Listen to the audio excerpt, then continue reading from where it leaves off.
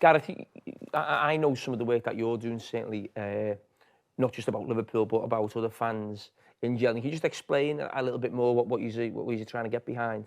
Yeah, so I'm a member of Spirit of Shankly, and then under Spirit, or above Spirit of Shankly, you've got the Football Supporters Association. So the FSA this season has got a campaign called Stop Exploiting Loyalty.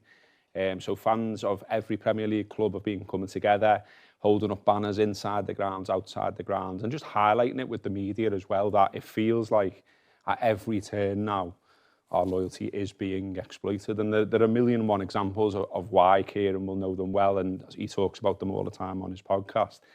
I mean, one I looked up before I came in today, look at Bayer Leverkusen, right? So they're a good team, I think everyone would say that. They've got a good manager, they play good football, they won the league last season, they're in the Champions League now, they got to a European final last season.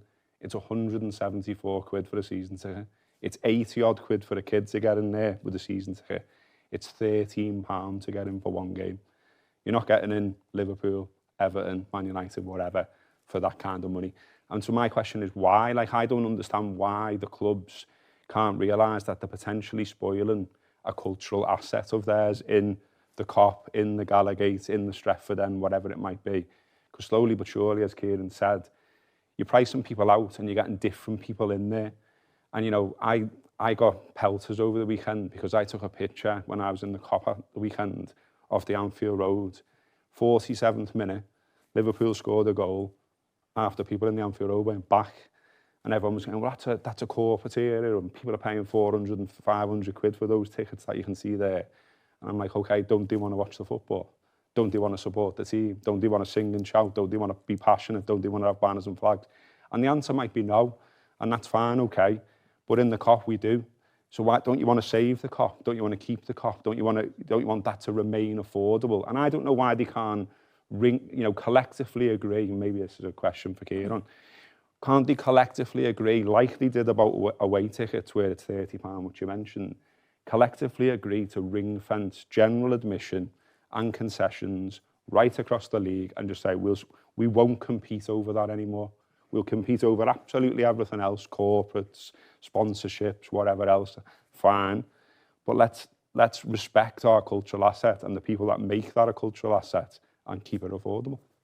Okay, what do you think about that? I agree entirely, but the finance people will say, you still want to sign that £50 million player, and if we do that, we can't afford it. We're going to break PSR, and PSR has now become the big pantomime villain in football. Is that an easy excuse for clubs? Go on, you know the finance better than the actual numbers behind this and what this money will bring in ticket price-wise. When I had people, I think it was Aston Villa, when they had the Champions League ticket for about 70, 80 quid, and it was this, but we've got to compete with these teams within the Champions League. I just thought that was nonsense. Is it nonsense, or For an individual match, I mean, that was the Villa match against Bayern. I think it was 97 for an individual ticket. If I was a Villa fan who's been supporting the club for the last 30 years, I'd pay it because it's Villa and it's against Bayern. But you're feeling cheated because it's all of the hard work that you've put in. You know, when Villa weren't in the top division, when you're going to a Tuesday night match in the Championship and you're still supporting your team. I think fans deserve a bit of appreciation. We all saw during COVID that it wasn't football, was it? You were watching a glorified training session, and it's the passion of the shed and the Kop and so on, which the Premier League have sold really well. And I think I agree entirely with Gareth. When I'm a Brighton fan, we played at Anfield a few weeks ago, and we lost, but we lost because of the Kop.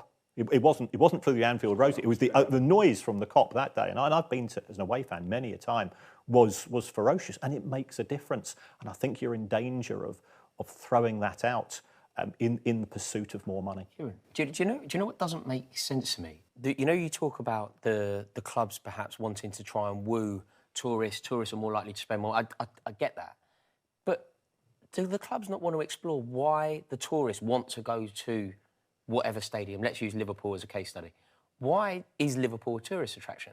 Okay, you can talk about the football, you can talk about Arne Slot, you can talk about the history of winning trophies, but one of the biggest attractions for Premier League supporters is to go to Anfield and experience the atmosphere, witness the Kop in its full glory.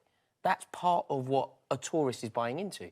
Is it not so short-sighted of owners of football clubs if they ultimately, their asset is the cop. So facilitate that to keep the tourists coming. If you nullify the cop, your asset becomes less desirable to witness. I agree with you, and I think it's incredibly short-sighted. But football's a very short-sighted business. You know, if you lose 3 matches in a row, it's a crisis for a club now in modern-day football. Owners aren't patient, and also, do the owners actually understand the game? You know, when we've got talk about individual owners talking about 4-4-3 formations, or the Liverpool owners trying to trademark the name of the city for their own financial gain. This is people that don't understand football culture, but they do understand, and you've got to admire them. They're incredibly successful in their own business. Football is so unique, and I think also in countries such as England and Scotland and Germany and so on, it is so much part of. You sign that invisible contract when you're 7 years old, 6-year-old, first time you went to see Chelsea. That contract's there for the rest of your life.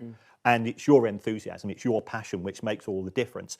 But if somebody's prepared to pay an extra £20 a match, that's what the money men focus on, not you.